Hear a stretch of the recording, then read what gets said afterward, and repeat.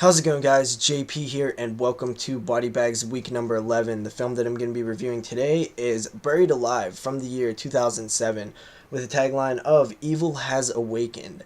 Pretty generic and bland tagline for a pretty generic and bland horror film. This is, of course, put out by Dimension Extreme, which is like that sub-label of Dimension that put out horror films. Not really sure if they're still around. I think the last ones that they put out were like the Hellraiser 9 and Children of the Corn Genesis.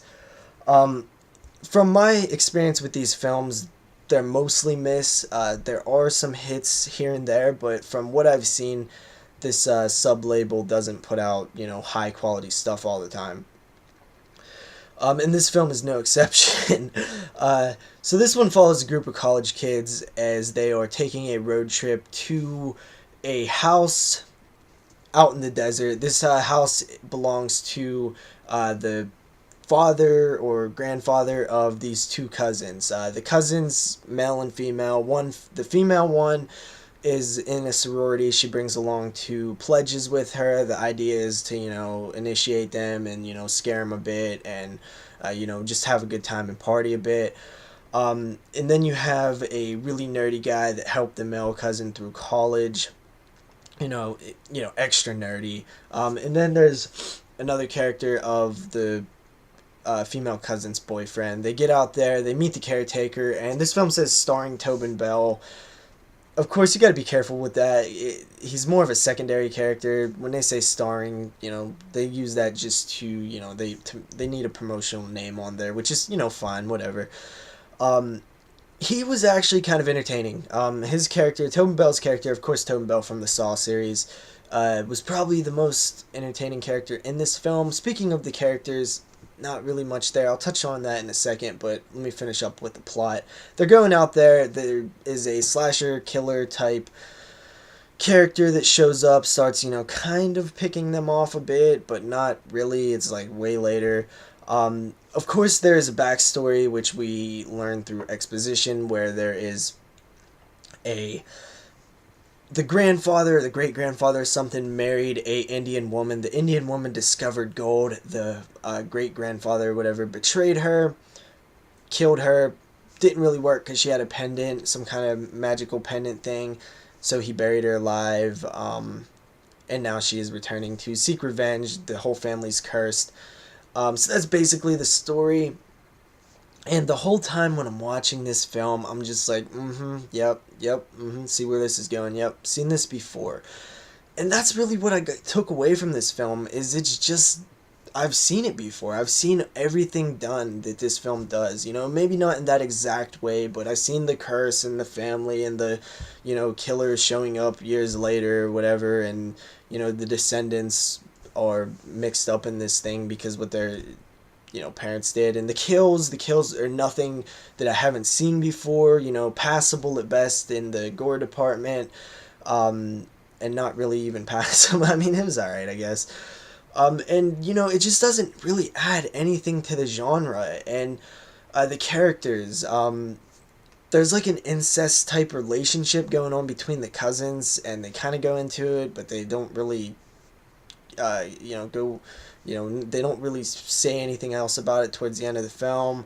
And, just feels very unnatural, which I guess, those type of relationships are supposed to feel unnatural, but I mean, it feels out of place. It doesn't feel necessary.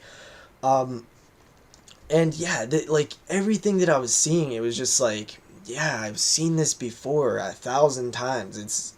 And it's not like you have to reinvent the wheel here. You don't have to be super innovative in every horror film. You can follow in the footsteps of the films that came before you and, take those ideas and reuse them and reapply them to your style or whatever. But at least if you're going to do that, try to make it your own and try to make it something different about it. And this film just fails on that in all levels. In every area, it adds nothing new to the genre or to, nothing. There's nothing that I didn't see before, nothing that really interested me. There's no scene where I'm like, oh yeah, that's cool, that's clever, or whatever. There's nothing. And that's what I kept thinking as I was watching this. It's like, I'm bored. There's nothing here for me. There's nothing to grab onto.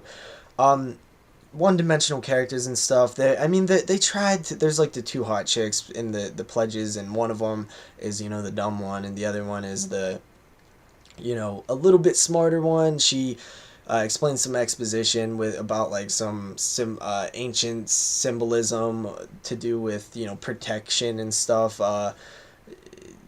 protecting your spirit and stuff like that. And it just, I don't know, the killer is another thing where I'm saying it adds nothing to it. The killer is okay looking, like effects wise, but the design is so generic, and it's like I've seen this before, and you know, it felt like it was trying to be a slasher plus instead of just being a slasher. It felt like it was trying to add a little bit too much to it, and the story wasn't really designed super well, and I don't know, it's just whatever. I really don't know what to say about this one.